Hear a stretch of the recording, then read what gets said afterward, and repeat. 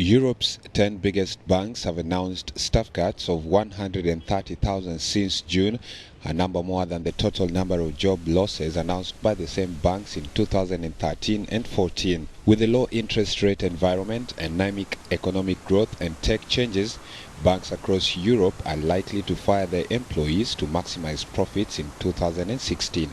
Probably right up there is just the low interest rate environment. It's just not a profitable time for banks. The banks are not designed to cope with a zero interest rate environment.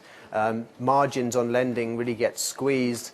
They still have, particularly in Europe, a lot of bad loans on the books, and so they're hesitant to loan anyway, and so that source, or that typical source of revenue and profits aren't there.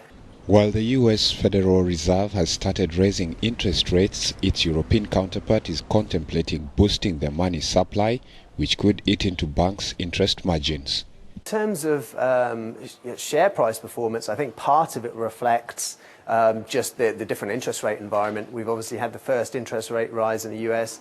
That's the first one in what is expected to be 4 next year. In 2014 and 2013, a combined 78,000 job cuts were announced at 18 of Europe's largest banks, which represented 4.1% of staff, was far less than cuts of 7.3% in headcount across 6 major United States banks.